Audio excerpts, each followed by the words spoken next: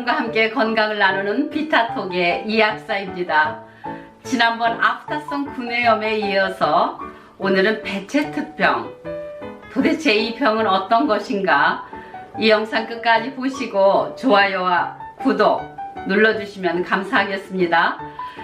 지난번에 그 아프타성 구내염으로 인해서 그 구내염이 1년에 3번 이상 자꾸 반복되면 우리가 베체트 병이라고 의심해 볼 필요가 있다는 거 제가 잠시 말씀드렸던 기억이 납니다. 1937년도에 터키에 있는 베체트라는 그 피부과 의사가 이 병을 베체트 병이라고 명명하였습니다. 여러 가지 서양 사람의 이름을 넣어서 병명을 갖게 되면 더 심각한 병 같고 정말 희귀성 난치성 질환 아니야?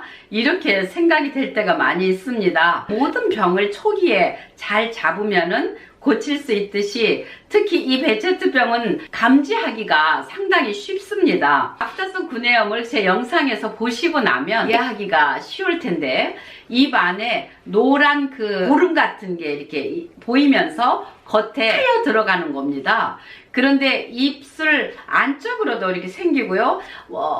입 천장에도 생기고 또 목으로 넘어가는 목구멍 쪽에도 이 아프타성 구내염이 생깁니다. 이 베체트병이 구내염 정도에 있을 때 잘 치료하시면 그 다음으로 진행되지가 않는데 아프타성 구내염을 그냥 쉽게 생각하시다가 외음부 쪽으로 성기 쪽으로 생기게 되면 그때부터는 좀 심각해지죠. 더 무서운 것은 눈을 싸고 있는 그 외측에 바깥쪽에 섬유건막 쪽에 이게 생기게 되면은 앞이냐 중간이냐 뒤냐에 따라서 뒤에 생기면은 후포도막염, 앞에 생기면 전포도막염 이름을 이렇게 짓게 되는데 이름이 중요한 게 아니라 이것을 치료하지 않으면 실명까지도 할 수 있다는 것이니까 이러한 지경에 올 때까지 아프타성 구내염이 신호를 줬음에도 불구하고 여러분들께서 무관심하게 생각하시면 이 베체트병으로 가게 됩니다. 눈에까지 이 병이 퍼지게 되면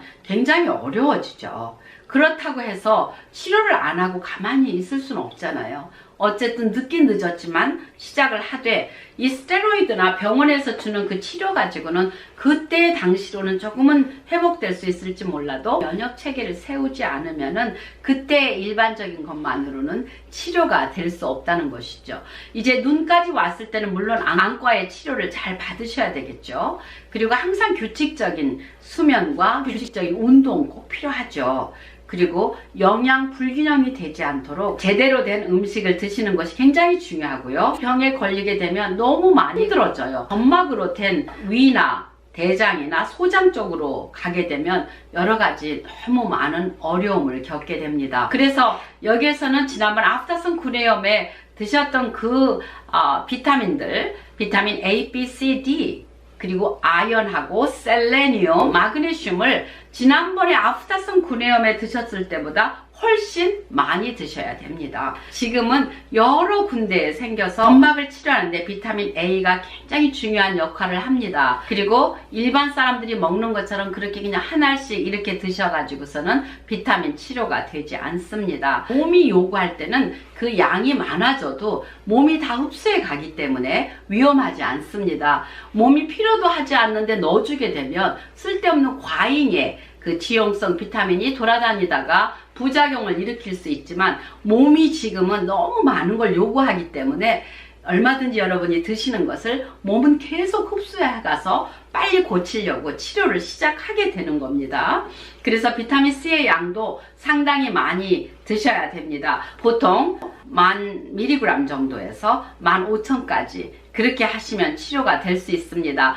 저도 그 15,000까지도 먹으면서 잇몸의 그런 질환들을 치료한 적이 있기 때문에 여러분들한테 자신있게 말씀을 드립니다.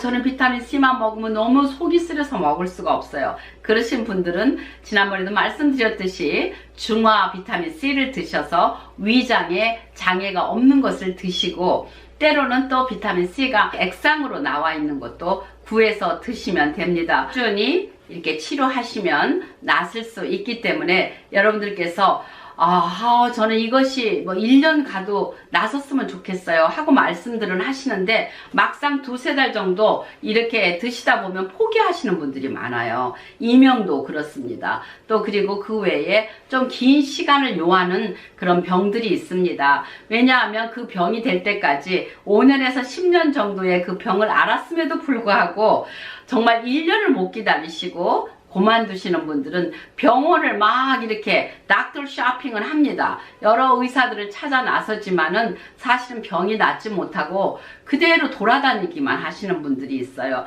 여기도 가보고 저기도 가봤지만 다 안 낫습니다. 이렇게 말씀하시는데 제가 지금 말씀드리는 이 여러 가지 비타민 치료와 한방, 베체트, 숙곤사는 여러분들께서 생각하시는 것보다 좀 더 긴 시간을 두고 6개월에서 1년 치료 시간을 예정하시는 것이 좋습니다. 꼭 기억하셔야 될 것은 비타민의 함량, 비타민의 종류, 그리고 꾸준한 시간이 필요하다는 것입니다. 여러분들께서 성실하게 꾸준하게 이 병을 잘 대응하셔서 고쳐 나가실 수 있기를 바랍니다. 오늘도 여러분에게 도움이 되셨기를 바라면서 좋은 하루 되세요. 감사합니다.